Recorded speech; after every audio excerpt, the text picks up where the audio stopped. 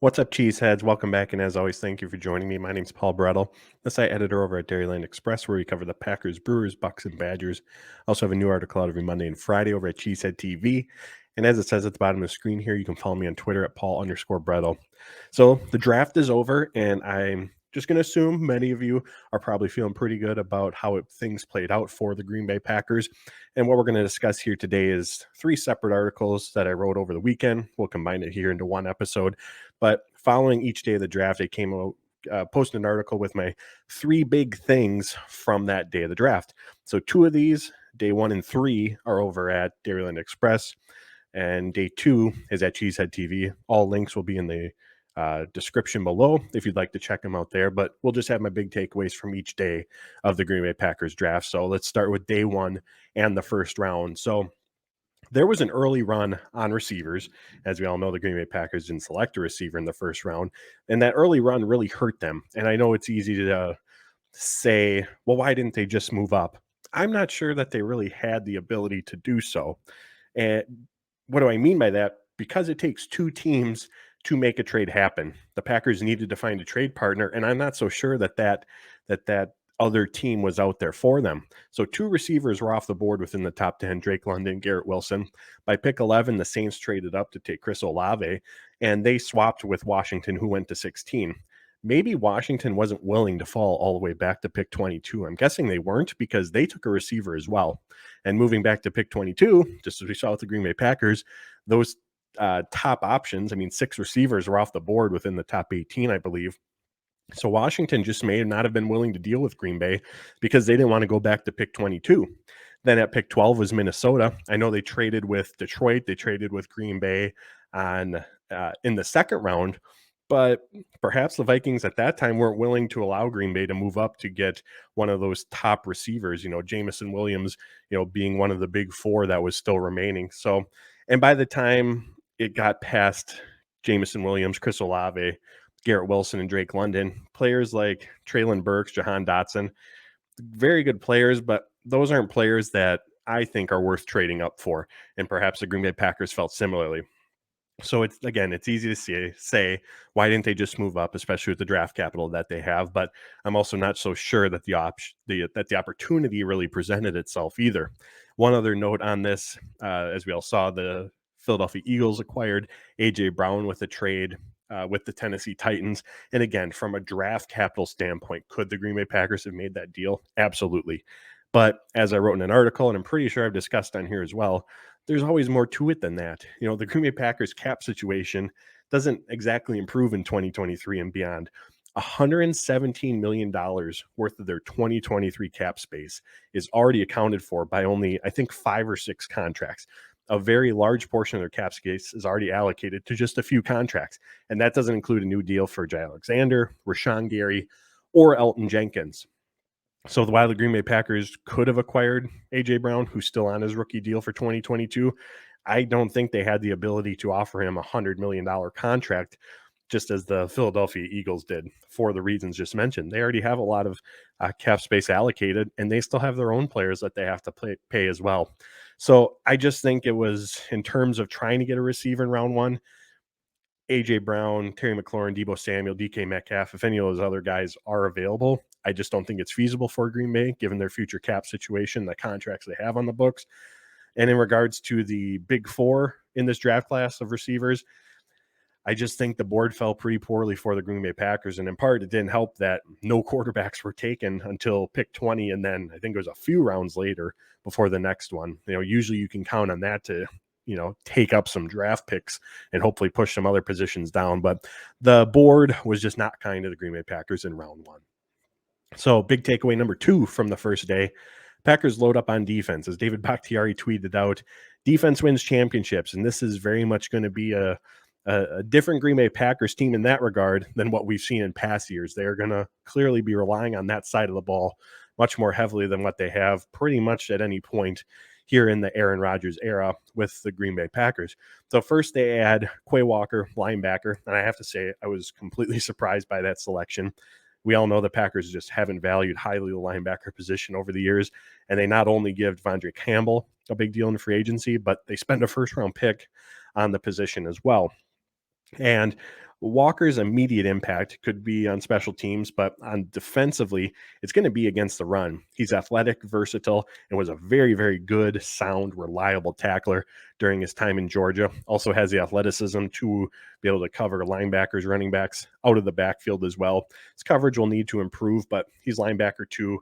Green Bay could use him as well on some blitzes, but I think where we're really going to notice him is against the run, and that's looking at this defense, that's where the Green Bay Packers could improve the most. 2021, they ranked 30th in the NFL in yards per carry. They ranked 28th in rush DVOA, actually worse than what they did in both categories in the 2020 season. So, and when looking at the linebacker position, the linebacker too is honestly outside of receiver may have been the most upgradable position on this roster. And as we look back to last season, it's kind of chicken or the egg scenario where the Packers playing with one linebacker, Devondre Campbell, as often as they did because that's what they wanted to do. That was the scheme, or was it out of necessity? Well, based on this selection, I think we can say it was out of necessity, and they have certainly upgraded that position, which will help against the run, as I had already mentioned. And then at pick 28, they go with Devonta Wyatt, interior defensive lineman from Georgia, as well. Adding a big presence in the middle, and he's someone who he's athletic, great size. He's someone who can get after the quarterback, and the best way to disrupt the play is with pressure up the middle, whether it's a run or whether it's a pass. And when you have a consistent push from your interior defensive line, every other position on that field, every other player on that field for the defense is going to benefit. Devonta Wyatt strengthens that interior defensive line rotation, which now looks pretty good. It's certainly the best that the Packers have had in several years with Wyatt, Kenny Clark, Dean Lowry, TJ Slayton, and Jerron Reed as your top five. But when you can get that push, or Wyatt can be there to be in that A gap, that B gap, occupy double teams, take up space, that's going to allow Kenny Clark to move around more, search for more one-on-one opportunities, which we saw more of from Clark under Joe Barry this past season. And it's not a coincidence that when that happened, Clark also had one of his most productive seasons as well from a pass rush standpoint. It's also going to mean fewer double teams for the edge rushers to contend with. The linebackers and safeties are going to be kept clean so they can flow side to side, more consistently make more plays when they're not having to deal with blockers. And of course, when you're getting that push, that's going to benefit the secondary as well. So the Packers strengthen their defensive front, which as a whole, that unit on this defensive side of the ball was really where, the biggest upgrade or the biggest step forward can take place this upcoming season for Green Bay. The last takeaway from day one, the Green Bay Packers broke 2 first-round trends. I mentioned one of them. The Packers just don't typically or haven't valued the linebacker position, but they go and draft a linebacker in round 1 after signing Devondre Campbell to a fairly big deal. The other trend that they broke was that they drafted Devonta Wyatt, who's 24 years old. If we go back to 2009, every first-round draft pick, I should say, made by the Green Bay Packers has been 22 years old or younger. Since 2015, the only draft pick who was 22 was Eric Stokes. Every other pick, first-round pick again, was 21. So them going out and getting 24-year-old Devonta Wyatt certainly broke the mold from what they've done in the past. All right, so that's day 1. Let's move on to day 2, which of course is rounds 2 and 3. Start with the big one. The Packers move up to get their wide receiver. They traded both second-round picks to get to pick 34 in a swap with Minnesota so they could draft Christian Watson. We'll get to the trade here in a second. But Watson was clearly someone they targeted. One, the draft capital that they gave up to get him, and then Chad Graff, who covers the Vikings for The Athletic, he reported that the Packers actually attempted to move back up in round 1 at pick 32 with Minnesota in an effort to select Watson then. So Watson, when you think of prototypical Green Bay Packers receiver from a size and athletic standpoint, that's him. He ran a 4.36 40, scored 9.96 on the RAS scale, weighs 208 pounds. He's that big-bodied athletic receiver that we know this team loves going back through the Ted Thompson years. His immediate impact is going to come as a vertical threat. He averaged 19.6 yards per catch this past season at North Dakota State, 21.3 yards per catch for his career. He's a big play just waiting to happen, and that's an element without MVS that this Packers offense was missing.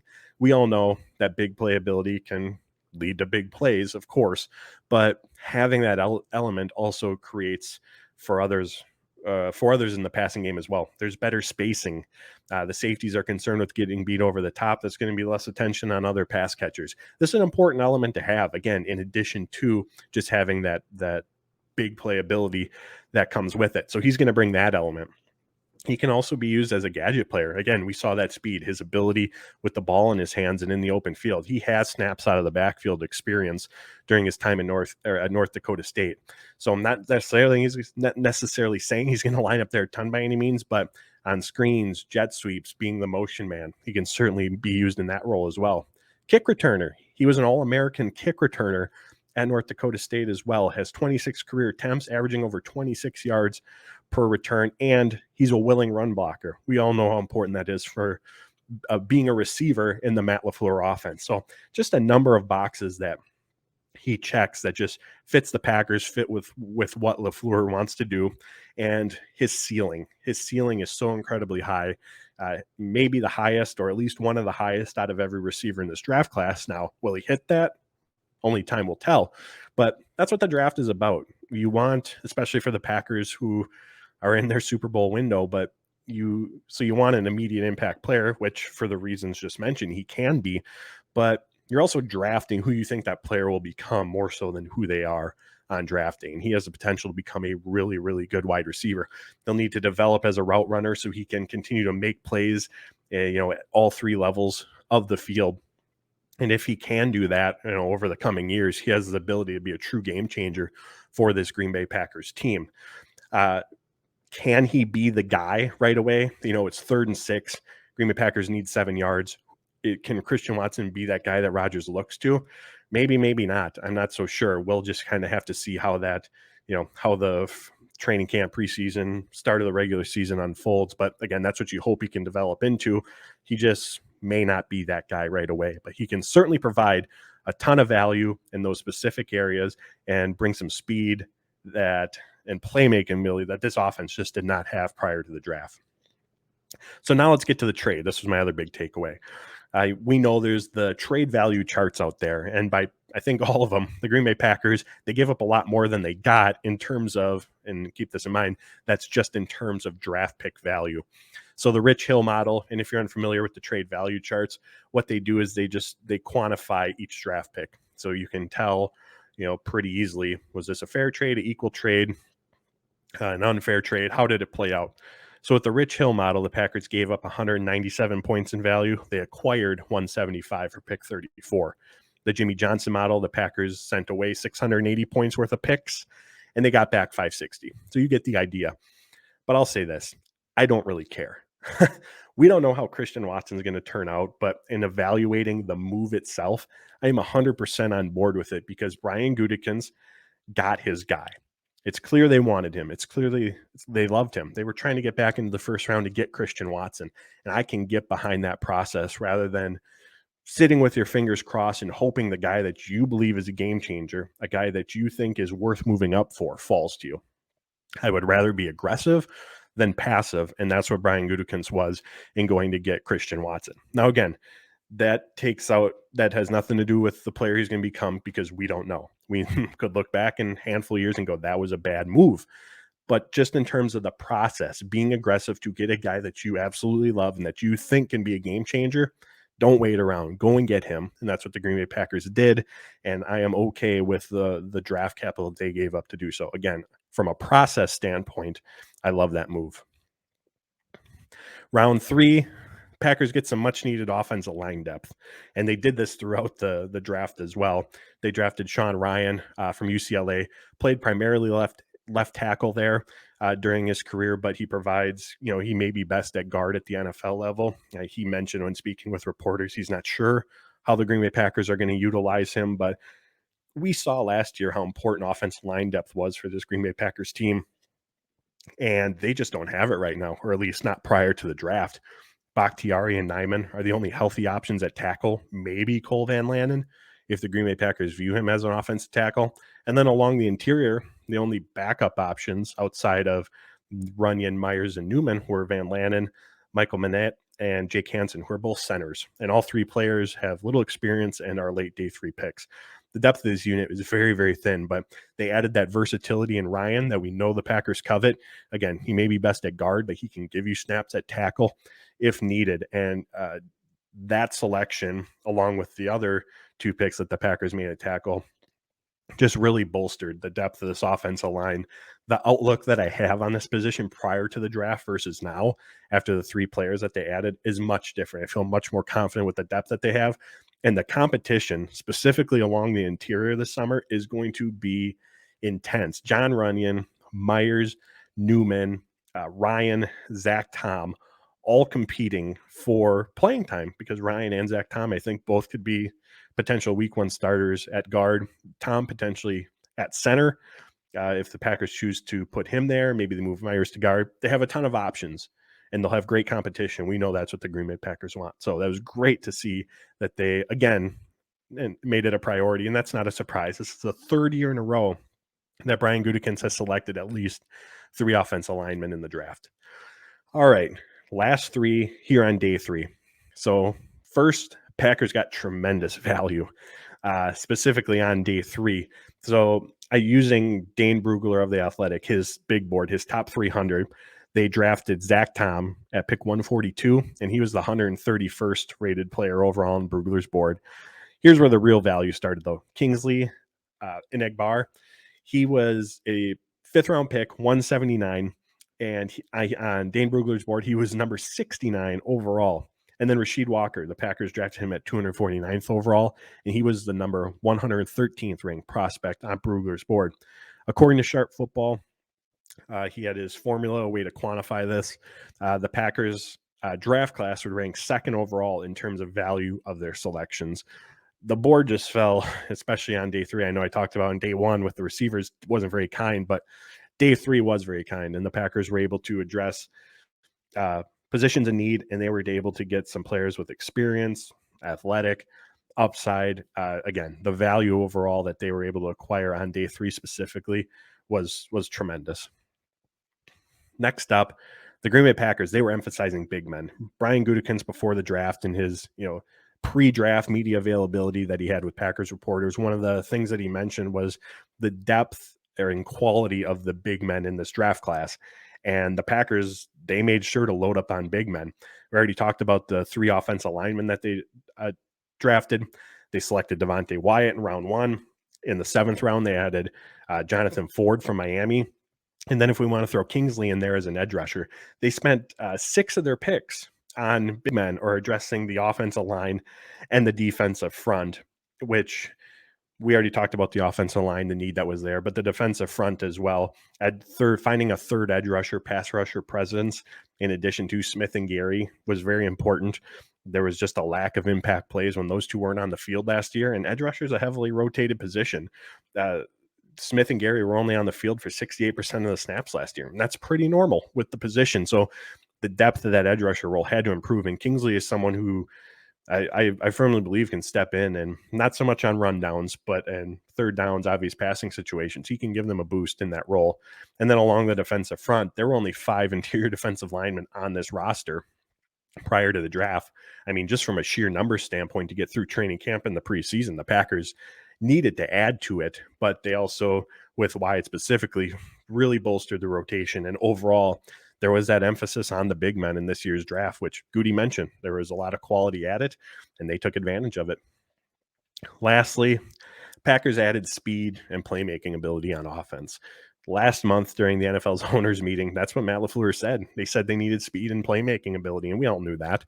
And that's what they added. We've already discussed Christian Watson and what he can add, but the Green Bay Packers, they kept adding, of course, the receiver position, but some speed and big playability. Romeo Dobbs from Nebraska in 2020 finished with the 3rd most deep receiving yards out of any receiver in college football. Samori Toure, he averaged 19.3 yards per catch during last season at Nebraska, ran a 4.43 40. Aaron Rodgers, he's going to have no issue airing the ball out, or having options, I should say, at the receiver position when it comes to airing the ball out, because all 3 of those can be home run hitters in that regard. So it was a clear emphasis on it. This offense was very much lacking it heading into the draft, but Between Watson, Dobbs, and Toure, the Green Bay Packers added some much-needed speed and playmaking ability to the receiver position. So there you have it. Whew, that was a lot, but those are my 3 big things from each day of the NFL draft. You can find those articles below, as well as at Dairyland Express and Cheesehead TV. As always, everyone, I always appreciate you tuning in. If you enjoyed the video, please hit like, please hit subscribe. I greatly appreciate it. You can find my work at Dairyland Express and Cheesehead TV. Follow me on Twitter at Paul_Brettel. And until next time, friends, take care, stay safe, and go Pack Go.